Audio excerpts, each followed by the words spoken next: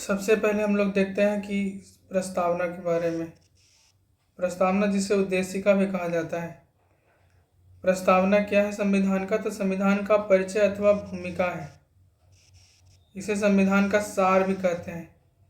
प्रख्यात न्यायविद N A Palkhivala के शब्दों में इसे संविधान का परिचय पत्र भी कहा जाता है, क्योंकि प्रस्तावना के द्वारा ही संपूर्ण संविधान का अवलोकन किया जा सकता है। तो प्रस्तावना क्या है? हम भारत के लोग भारत को एक संपूर्ण प्रभुत्व संपन्न, समाजवादी, धर्मनिरपेक्ष, लोकतांत्रिक गणराज्य, यहाँ पे सदल स से समाजवादी, ध से धर्मनिरपेक्ष, ल से लोकतांत्रिक गणराज्य बनाने के लिए तथा इसके समस्त नागरिकों को सामाजिक, आर्थिक, राजनीतिक न्याय। कितने तरह का न्याय? 3 तरह का न्याय। विचार, अभिव्यक्ति, धर्म, विश्वास, उपासना की स्वतंत्रता, 5 तरह की स्वतंत्रता हो गया।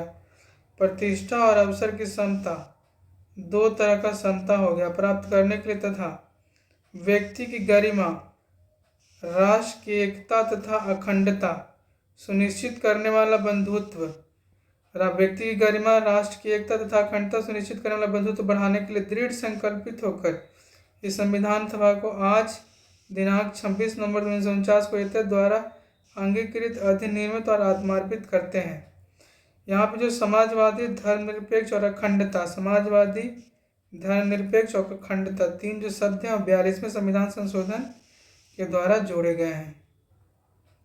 अब यहाँ पे हम लोग देखते हैं कि मौलिक कर्तव्य क्या है। मौलिक कर्तव्य का वर्णन संविधान सभा के भाग 4 क में है। यह कामन का अनुच्छेद में वर्णित है। इसके बारे में स्वर्ण सिंह समिति ने इसकी अनुशंसा की थी। तो मौलिक कर्तव्य क्या है? मौलिक कर्तव्य अपने का उद्देश्य नागरिकों को अपने अधिकारों के साथ साथ कर्तव्यों को भी याद दिलाना है।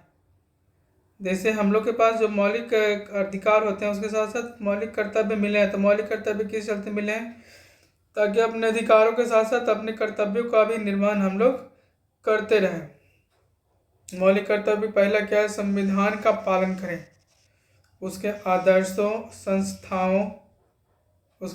संस्थाओं और राष्ट्रध्वज और राष्ट्रगान का आदर करें। तो संविधान का पालन करें, उसके आदर्शों, संस्थाओं, राष्ट्रध्वज और राष्ट्रगान का आदर करें। स्वतंत्रता के लिए दूसरा जो है, स्वतंत्रता के लिए हमारे राष्ट्रीय आंदोलन को प्रेरित करने वाले उच्च आदर्शों को हृदय में संजोएं और उसका पालन करें। तीसरा है भारत की संप्रभुता, एकता और अखंडता की रक्षा करें और इसे अक्षुण्ण बनाए रखें। तो भारत की संप्रभुता, एकता और अखंडता की रक्षा करें और इसे अक्षुण्ण बनाए रखें। चौथा है देश की रक्षा करें, आह्वान किए जाने पर राष्ट्र की सेवा करें। पांचवा है भारत के सभी लोगों में समरसता और समान भ्रातृत्व की भावना का निर्माण करें, जो धर्म, भाषा, प्रदेश या वर्ग आधारित सभी भेदभावों से परे हो। ऐसी प्रथाओं को त्याग करें जो स्त्रियों के सम्मान के विरुद्ध हो। यानी कि हम लोग को स्त्री की समानता के बारे में भी मौलिक कर्तव्य में पढ़ना है। हमारी संस्कृति की गौरवशाली परंपरा का महत्व समझें और उसका परिरक्षण करें। यानी कि संस्कृति की भी रक्षा हमें करनी चाहिए।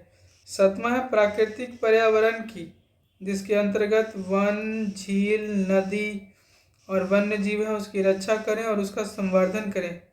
प्राणी मात्र के प्रति दया भाव रखें। वैज्ञानिक दृष्टिकोण, मानववाद, ज्ञानार्जन तथा सुधार की भावना का विकास करें, केवल अंधविश्वास में उलझे नहीं रहें। 9वां सार्वजनिक संपत्ति को सुरक्षित रखें, हिंसा से दूर रहें। व्यक्तिगत और सामूहिक गतिविधियों के सभी क्षेत्रों में उत्कर्ष की ओर बढ़ने का सतत प्रयास करें, जिससे राष्ट्र निरंतर प्रगति करते हुए उपलब्धियों और नई ऊंचाइयों को छू ले। 11वां है कि माता पिता या संरक्षक का कर्तव्य होगा कि वह 6 से 14 वर्ष के बीच की आयु के